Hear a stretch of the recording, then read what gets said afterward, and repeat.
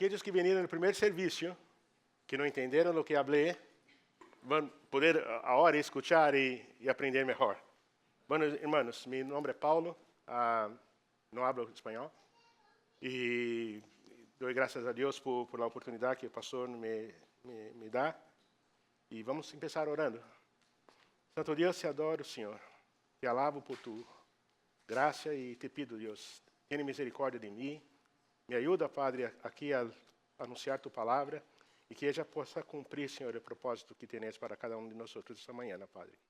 Em tu nome oro. Amém. Bueno, já hago um disclosure. Se você nunca me escutou falando, a J, a R e outras letras não vão sonar bem, pero use sua imaginação e intente dizer ele está falando Ramón o jamón, é o mesmo para mim, ok? Pero, da última vez que estive aqui, dizia, ser ou não ser é a questão. Alguns de vocês se acordam. E dessa vez, a pergunta é, o que você quer ser quando cresça? É interessante, porque a mim me gusta quando vejo algum ninho, algum jovem está muito excited para o futuro, e lhes pergunto, o que quer ser quando você cresça? E alguns vão contestar, não quero ser nada. Outros vão contestar, me gostaria de ser um jogador, um professor, um maestro, um doutor, quizás ser presidente, um pastor.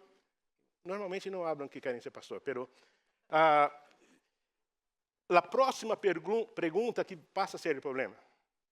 Uma vez que me contestam, quero ser isso, eu vou e pergunto, ok, has considerado os desafios que tendrás para superar, para lograrlo? Quer dizer, os desafios têm que ser superados. Se é que você vai lograr ser aquilo que você deseja ser. Isso vale para tudo, meus irmãos. Quando eu era ninho, tinha uma expressão que era, em verdade, foi aprender essa expressão depois. Eu era feliz, pero não lo sabia. Não havia preocupação. Era ir à escola, fazer tarefa de escola, quizás fazer tarefa de casa, pero todo mais era juegos. Tenho um sobrinho que habla, me gusta me acostar temprano, porque sei que amanhã, despertando temprano, vou ter muito mais tempo para não fazer nada, principalmente durante as vacações. Pero o tempo passa, começamos a crescer, e nos damos conta que vão haver desafios em nossa vida. Aprende muito listo que tem que despertar temprano, que tem que ser um bom profissional, que tem que ser um bom padre, que tem que suprir por a família, que tem que estudar se quer alcançar um êxito melhor na vida. E depois de tudo isso, se você realmente lo quer, se você não se põe acomodado e siga adelante, você vai poder dizer, lo logré. Mas, e com a igreja? Será que a igreja, quando está crescendo, tem desafios? E se tem desafios, quais seriam esses desafios? Em toda a vida, e isso aprendi em meu trabalho afuera, a solução de um problema, ou a identificação de um problema, é 50% da solução. Saber qual é o problema já te deu 50% da solução. E o tema acá é, para saber os desafios da igreja, há que saber qual é a missão da igreja. O que o Senhor Jesus quer para a sua igreja. Te dou um exemplo. Um dia meu filho chegou e disse, padre, me vou a casar. Eu digo, ok. O que harás de aqui hasta allá? Não lo sei. Sim, pero há que poner um papel. Há uma série de coisas que há que fazer para que você logre seu objetivo. E quando você chegue aí, não terminou. Vai haver muitos outros desafios mais adelante. E no caso da igreja é a mesma coisa. Pero há que saber qual é a missão da igreja. E há dois textos que nos ajudam. Um vai estar na pantalla e o outro está em Mateus 28, 18 a 20, que habla de la gran comisión. E aí, em Mateus 28, 18, habla, Jesús se acercou e dijo a sus discípulos, se me ha dado toda a autoridade en el cielo y en la tierra. Por lo tanto, vayan y hagan discípulos de todas las naciones, bautizándolos en nombre del Padre, del Hijo y del Espíritu Santo. Enseñen a los nuevos discípulos a obedecer todos los mandatos que les ha dado y tengan por seguro esto, que estoy con ustedes siempre hasta el fin de los tiempos. Todo el poder me ha dado a Jesús. E nosotros? Nosotros viene el texto que está aí na pantalla, Hechos 1:8, que habla, pero recibirán poder cuando el Espíritu Santo descienda sobre ustedes y serán mis testigos y hablarán a la gente acerca de mí en todas las partes, en Jerusalén, por la Judea, en Samaria y hasta los lugares más lejanos de la tierra. Esa es la misión. La gran comisión es la misión de la iglesia. Pero, ¿estoy dispuesto a cumplir esse chamado? Cantamos aqui, fui perdonado, tu soy, de rodillas te adoro.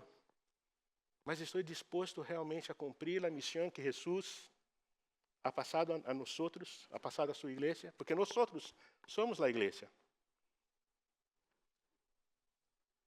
É sobre isso que vamos falar hoje. Pero antes de entrar no texto, há que fazer um recordatório de tudo que vimos hasta agora. Quando começamos a estudar o livro de Hechos dos Apóstolos, e a igreja decidiu estender mais o alcance da série, tudo isso vindo com um propósito, meus irmãos. E o ponto importante é onde estamos hoje e onde queremos chegar. Não só na prédica, pero em nossa vida. Tudo começou, no primeiro mensagem, com Jesus fazendo a fundação da igreja. Ele fundou sua igreja para cumprir um propósito. E que propósito era esse? O propósito da missão da igreja, que leemos aí nele, capítulo 1, versículo 8. Vocês vão receber o Espírito Santo. Aleluia, para alguns. Pero, para quê? Para que tenéis o Espírito Santo? Para ser um testemunho. Para poder ir, não só acá, pero ir hasta os confines. Hay essa palavra confines? Creio que sim. De la tierra, hasta lejos.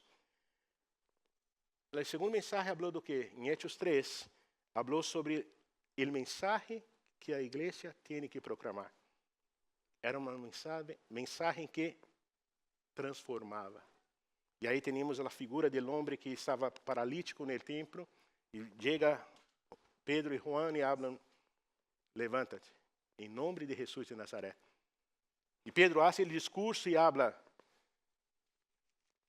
el Jesus que foi morto por vocês, este ressuscitou.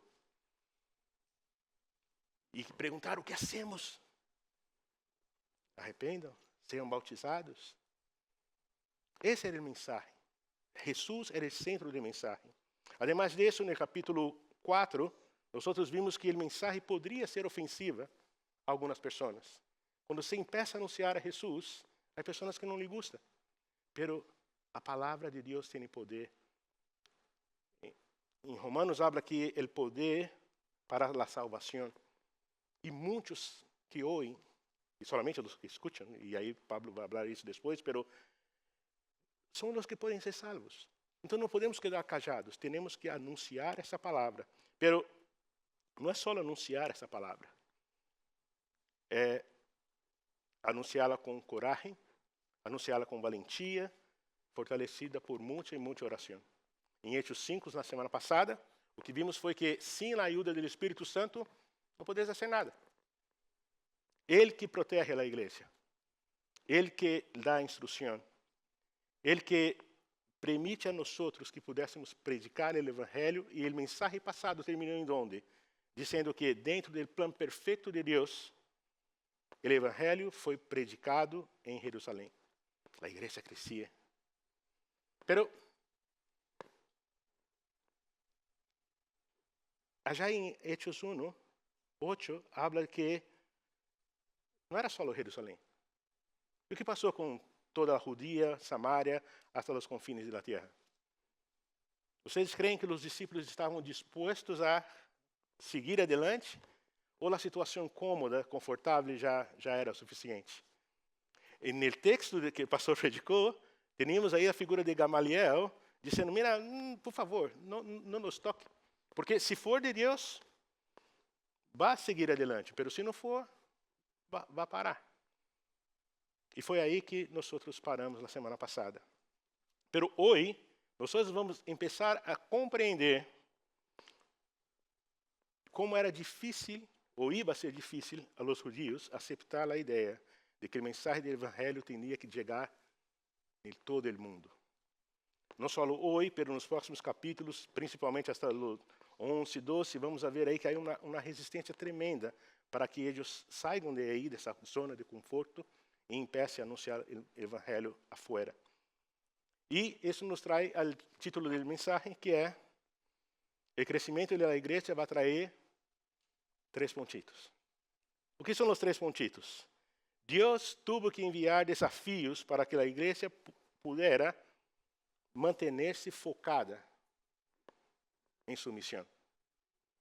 E o primeiro desafio, que está aí também na pantalla, é o texto de Hebreus 6, de 1 a 7, que habla: o crescimento da igreja vai trazer desafios internos. Vou ler primeiro o texto aqui de Hechos 6, 1. Al multiplicar-se os creyentes rapidamente, houve muestras de descontento. Os creyentes que hablavam griego se quejavam de los que hablavam hebreu, dizendo que suas viúvas eram discriminadas em la distribuição diária de los alimentos. Aí temos o problema. A igreja estava crescendo.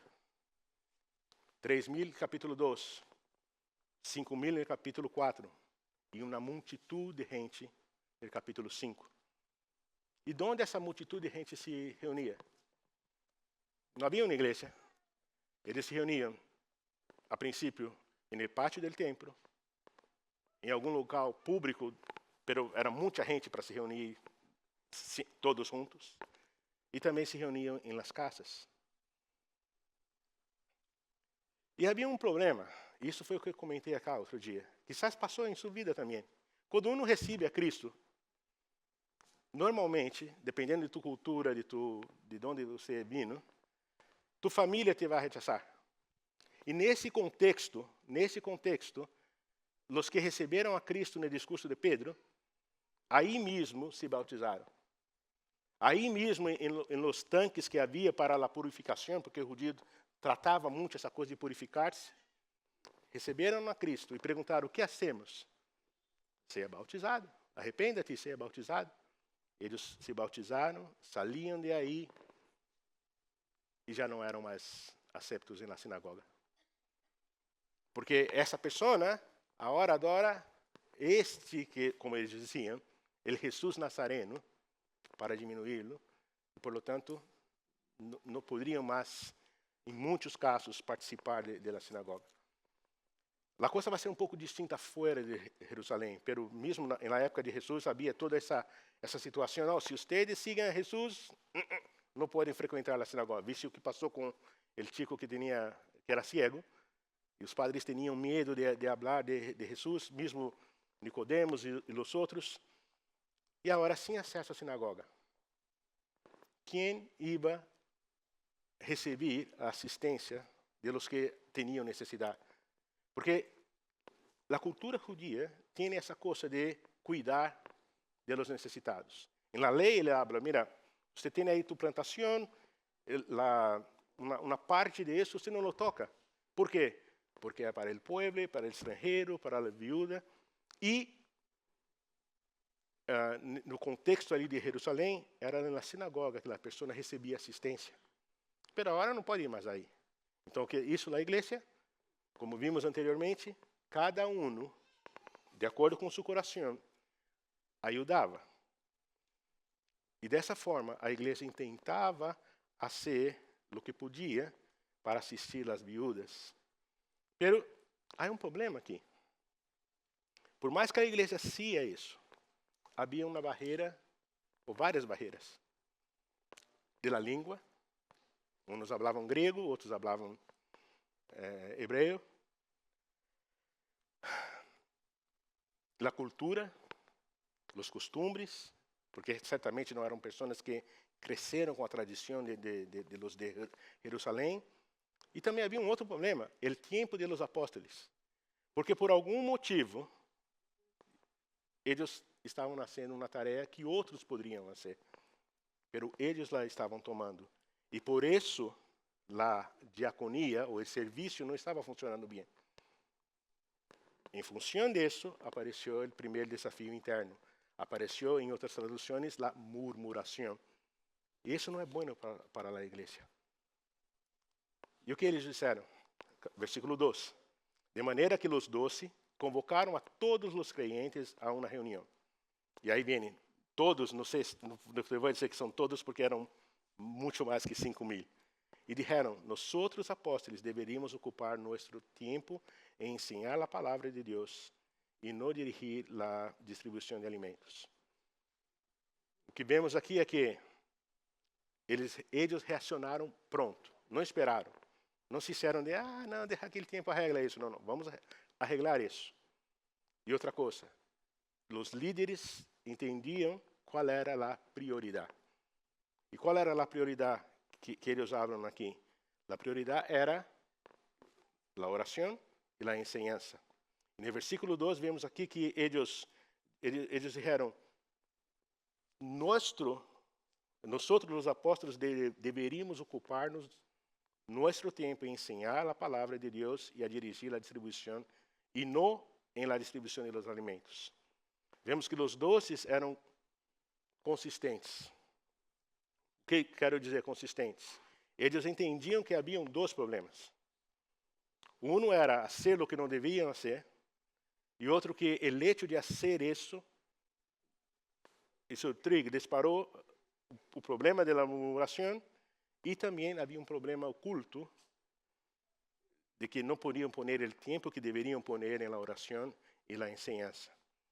E o que eles disseram para superar esse desafio? Continua aí no texto, versículo 3. Por lo tanto, hermanos, escojan 7 homens que sejam muito respeitados, que estén llenos del Espírito e sabedoria, a eles le daremos essa responsabilidade. Então, nós, os apóstolos, podemos dedicar nosso tempo à oração e à enseñança. Deus chama a cada pessoa, meus irmãos, e para servir de maneira especial em seu reino. Todos são importantes, todos são especiais, pero cada um fazendo seu papel. E com isso em mente, eles disseram, ok, vamos eleger essas pessoas e resolver esse problema. Pero havia alguns requisitos. Agora, ela me ensinou muito. Requisitos para que pudessem servir dessa maneira. E quais eram? Está aí. Muito respeitados, bom caráter, pessoas de boa fama.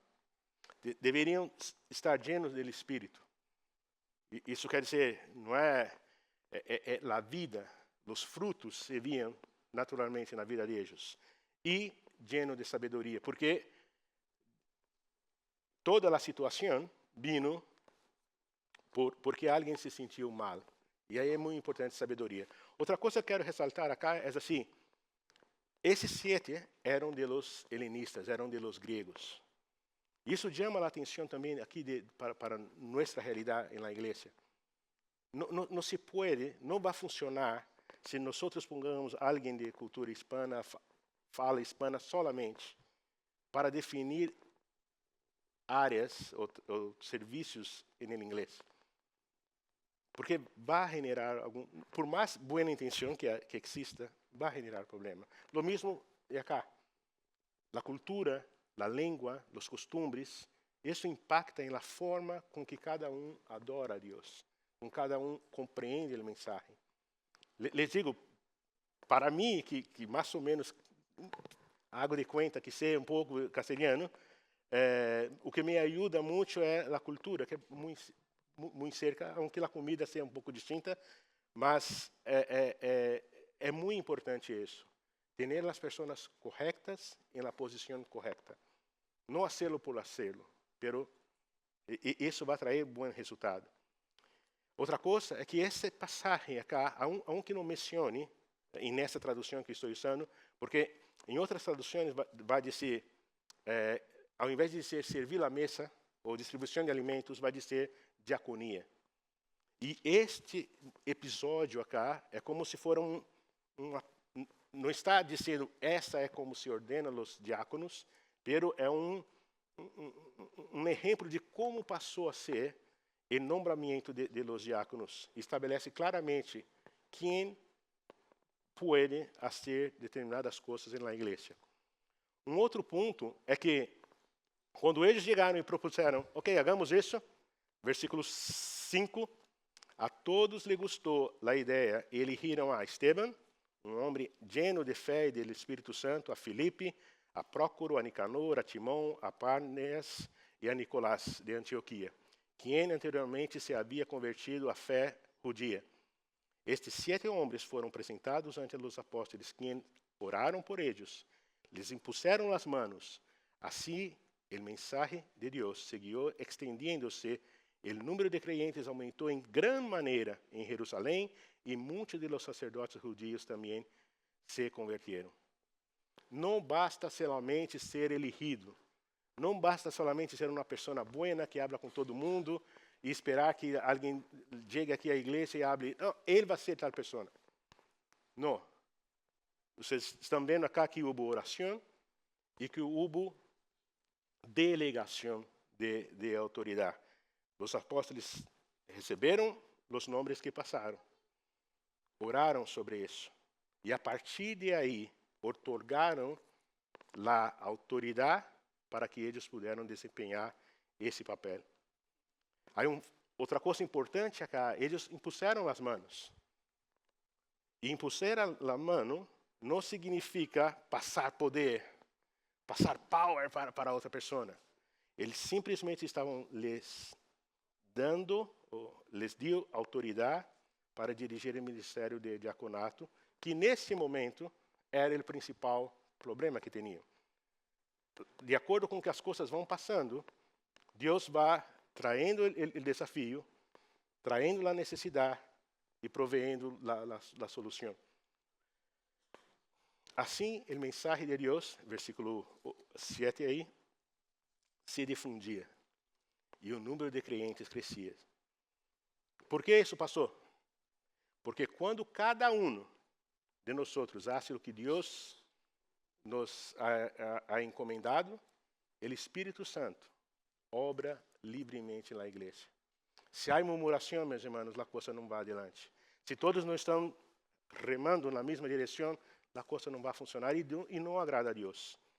E, só por casualidade, não se quedem assustados, essa ia ser minha mensagem original.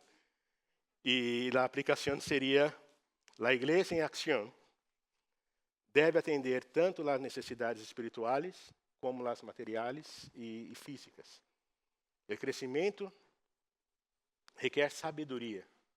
Não há como crescer sem sabedoria, porque senão não vamos poder evitar os conflitos ou tratar os conflitos e manter a unidade. E por último, quando cada pessoa sigue seu rol, a obra de Deus avança de maneira equilibrada e saudável. O primeiro desafio foi esse, um desafio interno. Um desafio para melhorar. Aunque foi difícil, alguém quedou triste, para afinal, o nome de Deus foi glorificado e o efeito foi mais gente vindo para Cristo. Com isso passamos ao ponto 2. E o ponto 2, esse aqui também vou passar correndo, que é o crescimento da igreja vai trazer desafios externos. Em la vida e em la igreja, se você é ativo em falar de Deus, em fazer a obra de Deus, dificuldades vão aparecer. Há pessoas que falam que, mientras você está lleno com a multitud, não há problema nenhum. Indo com a maré, não há problema. Mas quando você intenta ir contra, surgem os problemas. E era isso que estava passando acá. Os desafios podem vir de todos os lados. O desafio pode vir de um vecino da igreja que não lhe gusta do som, pode vir do landlord que tem o prédio, pode vir do governo, pode vir da família, pode vir de outros clientes. Neste caso acá, vamos ver que o desafio externo vino dos judeus que tinham celos com respeito ao que Deus fazia na vida de Esteban. E o texto acá, vou ler só alguns versículos, mas seria del 8 al 15. Habla aqui primeiro que Esteban era um homem lleno de graça e del poder de Deus. Hacía señales e milagros assombrosos entre a gente. Certo dia, uns homens da sinagoga de los escravos libertos, assim la chamavam, começaram a debatir com ele. Eram judeus de Cirene, Alejandria, Cilícia e da província da Ásia. Nenhum deles poderia ser frente à sabedoria e ao espírito que hablavam em Esteban. O que isso de malo, Esteban? Ele simplesmente, además de ter o trabalho que agora tinha, junto com os 7, ele não se acomodou, não disse, não, já hago muito, já não hago hora extra na igreja. Minha gente, te vou dizer, há pessoas que chegam a um ponto na vida que habla já isso demasiado e não querem ser mais nada. Mas na obra de Deus não existe isso. Mesmo quando jubila, mientras você não chega no céu, veja aí no texto que leímos aí, Jesus habla, vou estar com vocês até o fim de los tiempos. Então, no fim de meu tempo, tenho que estar com ele. Estou com ele, tenho que fazer o que lhe agrada. Mas Esteban estava simplesmente, además do trabalho que tinha com a distribuição de los alimentos, seguia anunciando o evangelho, seguia levando uma mensagem poderosa e fazendo milagros para confirmar o Deus que ele servia. Não era ele que fazia os milagros, mas Deus o usava grandemente para fazer os milagros. E quando debatia com as pessoas, ele sempre vencia. Isso criou essa situação. E ao criar essa situação, não vou ler todos os versículos aqui, o que fizeram. E aí agora quero chamar a atenção. Esteban, tanto a acusação que ele vai receber, o juízo e a morte, há um paralelo muito grande com o que passou com Jesus.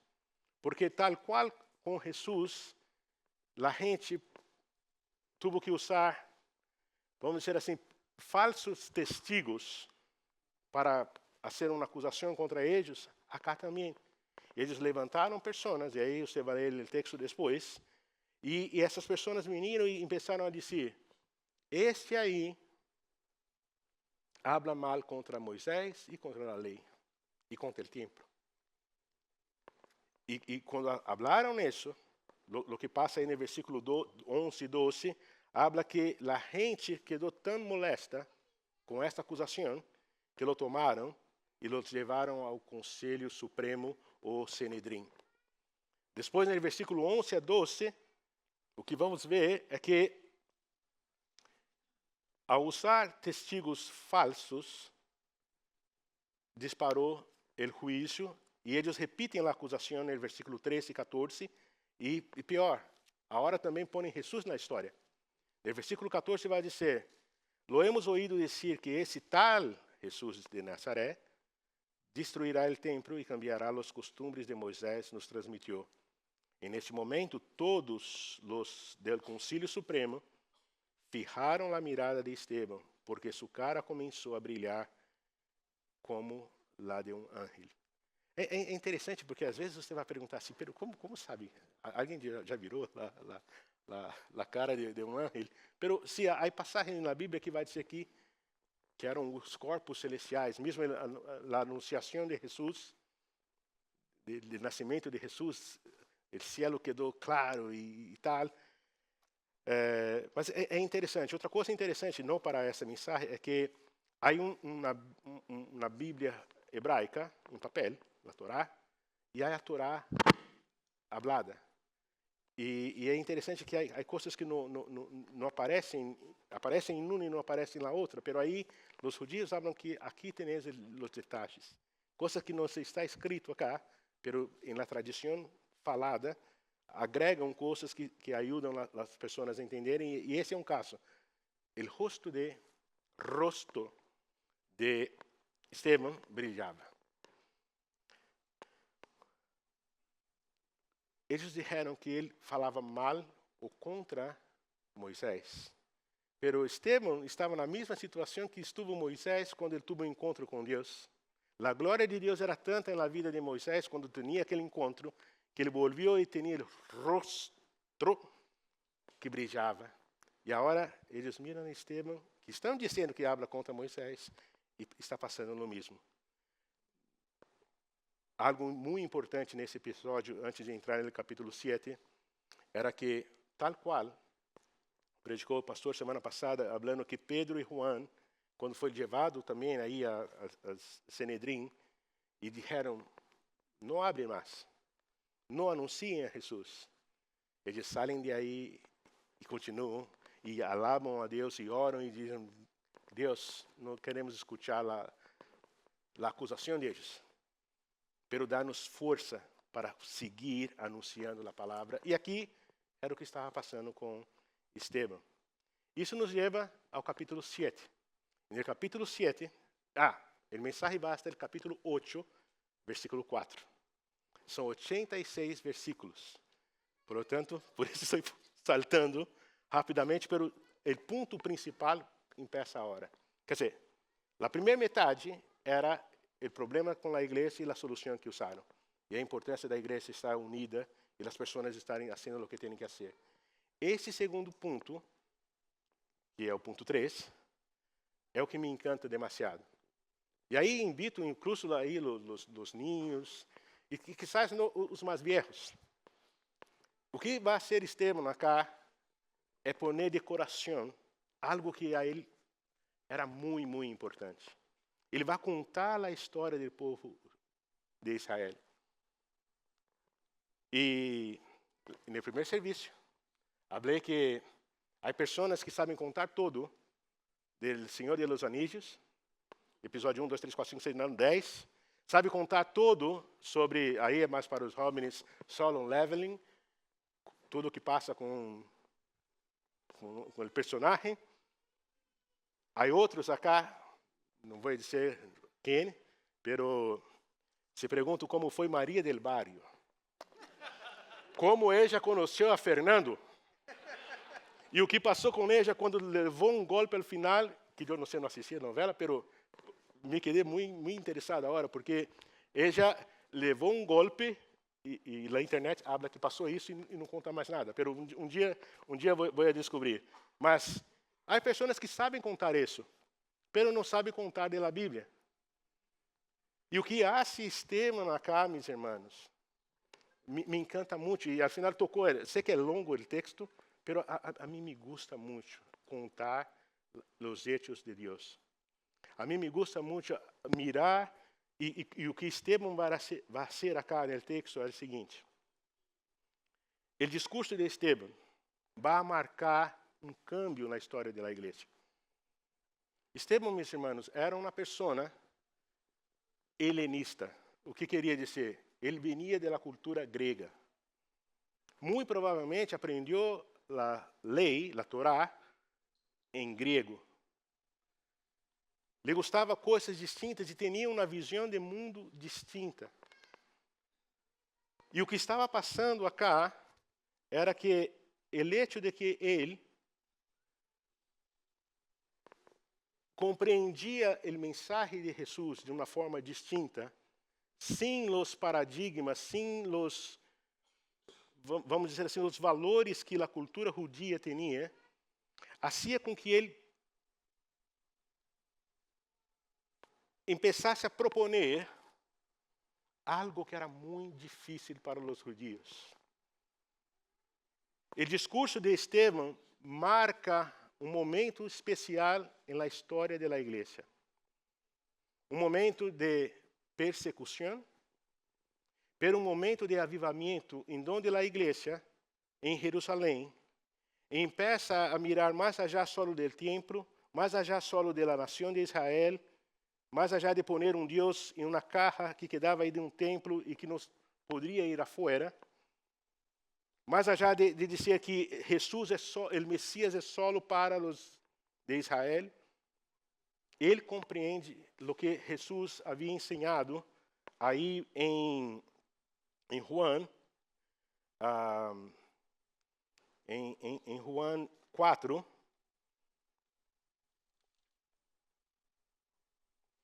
do versículo 21 e depois do versículo 23 ao 24, quando Jesus ensinava o quê?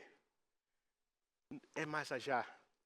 Quando ele falou com a mulher samaritana, Jesus contestou à mulher: "Creme, querida mulher, sé que acerca del tempo em que não tendrá importância se se adora el Padre en este monte ou em Jerusalém." El 23, "Pero se acerca el tiempo, de hecho ya ha llegado, cuando los verdaderos adoradores adorarán al Padre en espíritu y en verdad. El Padre busca personas que lo adoren de esa manera, pues Dios es espíritu. Por eso todos los que adoran deben adorar en espíritu y en verdad." Esteban, sendo acusado, estando em juízo, ele não vai falar para se defender. Ele não vai falar para, por favor, perdona-me, não é isso que estou querendo dizer. Ele vai usar o texto de seu discurso para ser seu ponto. E os judíos entenderam bem o mensagem. O que ele queria de verdade, meus irmãos, era que aquelas pessoas, ao escutar a história deles mesmos, vinieram ao arrependimento, que reconheceram Jesus como Salvador e que foram salvos. Quando miramos o texto, o que podemos ver é o seguinte. Em casa, por favor, vocês vão fazer um resumo de 10 páginas sobre cada ponto de lo que está aí. Pero agora hago um resumo e nas próximas semanas me tragam, por favor. O discurso foi dividido em partes e em episódios da história. Do versículo 2 ao versículo 8, ele falou sobre Abraão. Como Deus chamou Abraão. E ele chama a atenção no seguinte. Estando em la Mesopotâmia, estando em Ur, estando em Arã, não sei. Pero ele pôs tudo em Mesopotâmia. Pero o ponto era, Deus chamou Abraão não aqui em Jerusalém. Deus chamou Abraão allá, em qualquer lugar da terra. Ademais disso, ele vai dizer que chamou Abraão e hizo pacto de la circuncisão. E esse pacto se estendeu aos padres, quer dizer, os patriarcas, e, por consequência, o povo de Israel. Então, primeira coisa, Deus não está limitado ao lugar físico. Depois, ele vai tocar na herida do rechaço do povo de Israel. Do versículo 9 ao 16, ele vai falar sobre José. Como José foi rechaçado. Se lo venderam. Pero mesmo assim, como escravo, Deus usou seu poder para fazer com que, de forma maravilhosa, pudera salvar o povo de Israel, traindo a gente, 70, 75 pessoas que seja, e aí é uma outra história, pero se Deus não hubiera hecho isso, o povo de Israel já não existiria mais. E tudo era propósito de Deus, porque mais adelante ele vai dizer que depois de tantos anos, eles iam volver à terra. Depois de José, vem Moisés. E Moisés tem muito mais versículos. Moisés tem de 17 ao 43. E sobre Moisés, ele começa falando, mira, Moisés era um homem de la promessa. Como de uma forma milagrosa, Deus lo mantuvo vivo. Como ele foi posto para viver na casa da hija de Faraó. como ele, depois de grande, resolveu volver a seu povo, pensando que era o libertador, e escutou: quem te puso a nós como líder ou juiz? Sale de aqui. Mostrando novamente o quê? O povo de Israel sempre rechaça os enviados por Deus. Continue comigo. Mais adelante, Deus hace o seguinte com Moisés. Essa é uma expressão famosa, mas vou ler aqui para vocês, tá, ok? Moisés foi alguém que viveu 40 anos creyendo-se alguém. Depois, passou 40 anos no deserto, creyendo-se nadie. E finalmente, dedicou seus 40 anos a aprender como Deus pode convertir um don nadie em alguém. A coisa com Deus tem o tempo de Deus. Não funciona. Você pode tentar, creio que a canção falava isso, tentei por mim mesmo e não logrei. É assim que funciona na vida, é assim que funciona na igreja. E todo o tempo, se vocês notaram, Estevão estava sendo esse paralelo. Como o povo judío chegou a um ponto de que, mais allá de terem recebido o mensagem do próprio Deus, mais allá de terem recebido os mensageiros de Deus que hablavam, constantemente rechaçavam a Deus. Tanto que quando o Messias chegou, lo crucificaram. Do versículo 44 ao 50, ele vai falar a hora do templo. De 44 ao 50, ele vai dizer que havia um tabernáculo. E a coisa boa do tabernáculo é que ele foi construído aí no deserto. O primeiro homem que foi lleno do Espírito Santo na Bíblia está no episódio que Deus lhe deu capacidade para fazer tudo o que tinha que fazer para construir o tabernáculo. Como ele hizo aí no meio de nada, sem ferramentas, sem nada, não lo sei, mas Deus lhe deu capacidade. E ele construiu o tabernáculo. E Deus dizia: quando a nuvem siga, vocês me sigam. Quando a nuvem pare, vocês param. Se a nuvem camina, vocês caminham. E toda vez que vocês mirarem aí para o tabernáculo e verem aí a luz, a glória, vão saber que Deus está no meio de vosotros. Donde quer que vaya. Não num lugar, mas a presença de Deus está em toda a terra. Mas os judeus não pensavam assim. E Estevão estava mostrando a eles: mira, passou isso, passou aquilo. Hasta que ele chega no versículo 51. E aí, agora sim, 51 está aí. E ele faz uma acusação muito forte. Leemos aí, por favor. 51 habla: pueblo terco. Ustedes são paganos de coração e sordos de la verdade. ¿Resistirão para sempre o Espírito Santo? É isso o que hicieron sus antepassados e ustedes também. Mencione a profeta, a quem seus antepassados não hayan perseguido. Hasta mataram os que predijeron la venida del justo. El Mesías a quem ustedes traicionaram e asesinaram. Deliberadamente desobedeceram a lei de Deus, que apesar de la receberem das manos de los ángeles. Estevão conclui o discurso com uma acusação. Uma acusação forte. ¿Hasta quando vocês vão resistir ao Espírito Santo? Meus irmãos, todo esse discurso los entendió los judíos. Eles sabiam do que ele estava falando. Pero agora viene o projeto de plata. 54 ele habla.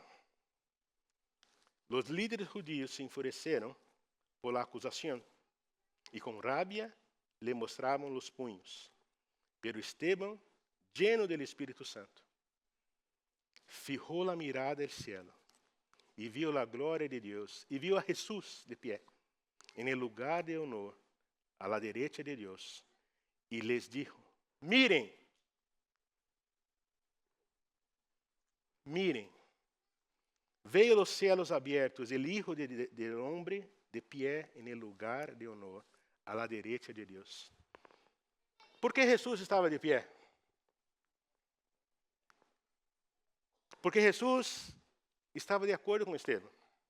Porque Jesús era como o padre que quando o niño está para hacer o gol aí no jogo e sai sentadito, não prestando atenção, se levanta e vai.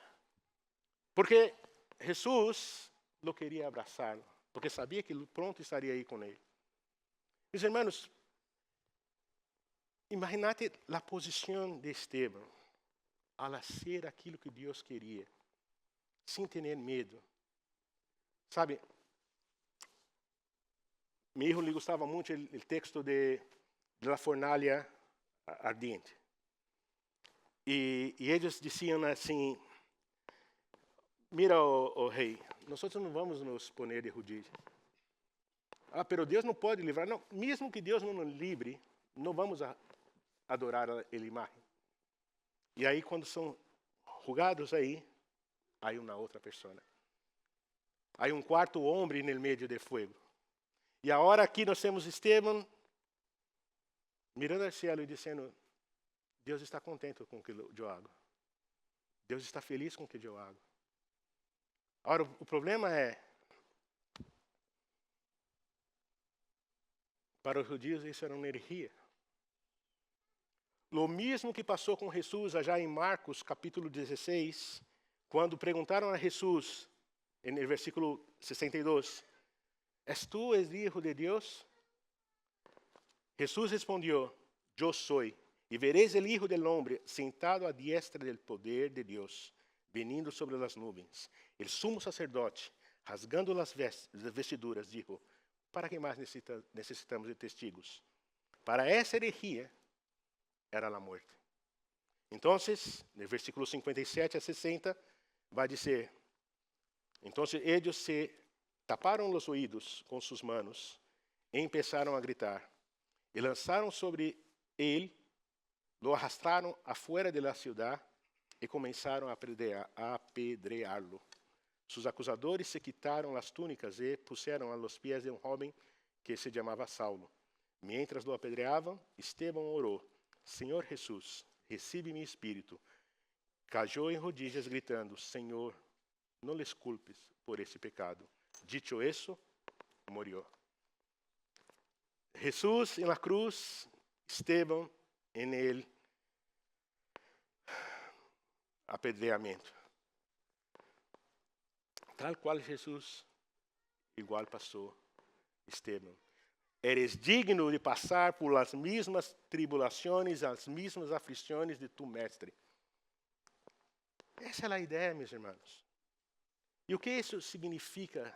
Isso significa ser um mártir. Isso significa ser um testigo naquele entonces. E você crê que esse evento duro ia frenar o evangelho? Você crê que essa situação ia fazer com que a gente quedasse mais tímida e não ia ser mais nada para a igreja? Não, não foi isso que passou. E aí sim, o último ponto, que é o ponto 4, que está aí no capítulo 8, do versículo 1 ao 4. Primeiro, o tema é o crescimento da igreja vai trazer o quê? Persecução como fator de progressão ao avanço do evangelho. Sem perseguição, a chance de não fazer nada é muito grande. Pero essa é a teoria. Isso é o que a gente habla para poder justificar não fazer nada para Deus. O fato é que, ao momento em que você conta 8 segundos, uma pessoa morreu na terra. E cada 8 segundos, há pessoas indo direto ao inferno, porque não conheceram a Jesus. Porque não houve a nadie que foi a dizer sobre Cristo. Essas pessoas vão chegar um dia no juízo do grande trono e vão dizer, a mim não hablaram de Cristo. Essa é a situação real que nós vivimos.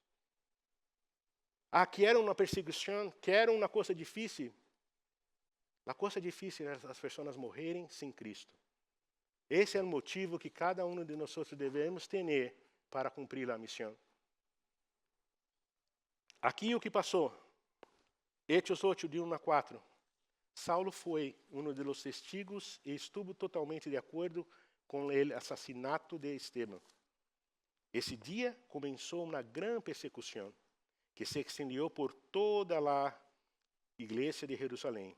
E todos os crentes, exceto os apóstolos, foram dispersos por toda a região de Judea e Samaria. E com profundo dolor, uns homens consagrados enterraram a Estevão. E Saulo ia por todas as partes com a intenção de atacar a igreja. Iba de casa em casa, a rastras, dando tanto homens como mulheres, e metia em el cárcere. Versículo 4. Assim que os creyentes que se esparcieron predicavam a boa notícia acerca de Jesus, donde quiera que iban. O bueno da Bíblia, meus irmãos, é que não só tem roças aí, tem montão de espinas. Foi muito triste. Estevão morreu. O versículo 2 habla que com profundo dolor vieram as pessoas e lo enterraram. E não só isso, naquele mesmo dia, o conselho de Gamaliel deixou de valer. E começou uma perseguição tão grande em Jerusalém, que apesar de os judeus pensar, ganhamos, como Satanás disse quando Jesus morreu na cruz. Não, o texto vai dizer assim que o evangelho se difundia por toda Judea e Samaria. Aqueles que não queriam sair de aí, aqueles que não queriam ir ao cumprimento da missão, porque diziam, Jerusalém me basta, a las duras aprenderam que tinham que ir, pero agora iam com alegria, porque o texto habla assim que predicavam a boa nova de Jesus donde quer que iban. Meus amados, qual é a missão de nossa igreja? A missão de Crossroads, em escrito, é que ela existe para alcançar e desenvolver discípulos multiétnicos, multigeneracionais, que adorem a Deus com paixão e que cultivem relações genuínas e vivam em missão. Nós adoramos a Deus intensamente? Eu diria que sim, visse o que passou aqui. Nós somos uma família. Você pode crer que existe uma pessoa aqui nessa igreja que está aí por você, quando você necessite, que ora por você? Eu creio que sim. Mas estamos vivendo em missão? Estamos realmente tomando em sério o que significa viver em missão? O pastor compartilhou algo que Deus está fazendo no ministério de jóvenes. E se você tem filho jovem, quizás você pergunte a eles o que está passando. Como é importante compartilhar a Jesus. Todavia, mas, a hora. A igreja orou. Já no versículo 4, 29, no capítulo 4, 29, ele dizia, e a hora, Senhor? Escucha as ameaças e dá-nos a nós, tus siervos, muito valor para predicar tu palavra. Eles oraram, Senhor, dá-me poder, dá-me força para predicar. E hoje, nesta manhã, nós aprendemos que há crises na igreja, e a igreja tem que enfrentar essas crises. Há que ter pessoas certas no lugar certo. Pero nada disso serve para nada se nós não levarmos a sério a missão da igreja. O que Deus deseja, na palavra habla que Deus não quer que nadie se perca, pero que todos se convertam. Pero como vão se converter se não há quem vaja? E como vão ouvir se não há quem hable a palavra? Nossa missão, meus irmãos, é fazer com que mais e mais pessoas, os que estão cerca e os que estão lejos, venham a conhecer a Jesus. Estevão tinha muito trabalho, como um dos 7, mas ele não quedou callado. Ele não quedou aí dizendo, já tenho meu trabalho, não preciso fazer mais nada. Não. Estevão falava de Deus e se mantuvo firme em seu testemunho. Eles pediram, dá-nos grande valentia para predicar tu palavra. Essa é tua oração no dia de hoje. Dá-me valentia, Deus. Dá-me coragem para falar de tu nome. Eu queria concluir aí com uma frase de Tertuliano, que era um dos padres da igreja do século II. Ele habla, la sangre de los mártires, semilla de los cristianos. Nós não temos persecução acá. Não temos ISIS acá que corta a cabeça. Não temos a situação de Nigéria, ou a situação de China, que agora está terrível também. Pero nós, irmãos, temos a necessidade de que pessoas estão morrendo sem Cristo. Hoje, agora, na comunidade hispana principalmente, há uma luta muito, muito grande. Há uma persecução. Pero há muita gente que não tem a Cristo. Estão passando por o mesmo problema. Estão necessitando uma palavra de consolo, uma palavra de esperança, uma palavra de salvação. Grande crise é uma grande persecução. É uma grande oportunidade para levar o amor, paz, salvação àqueles que estão cerca e a los que estão lejos. A igreja primitiva, com esse episódio, com essa morte de Estevão, teve um novo começo. Agora eles não miravam solo para Jerusalém. Espero que você, meu irmão, e nossa igreja acá, estejam disponíveis para pensar nisso. Será que eu necessito cambiar a página? Será que estou cumprindo o terceiro item aí, viver em missão em minha vida? Será que estou deixando de falar de Deus? Falar do que Deus hizo em minha vida a las pessoas? Em Isaías capítulo 6, verso 8, habla assim, depois ouí que o Senhor perguntava, a quem enviarei como mensageiro a este pueblo? Quem irá por nós outros? Quem irá por nós outros?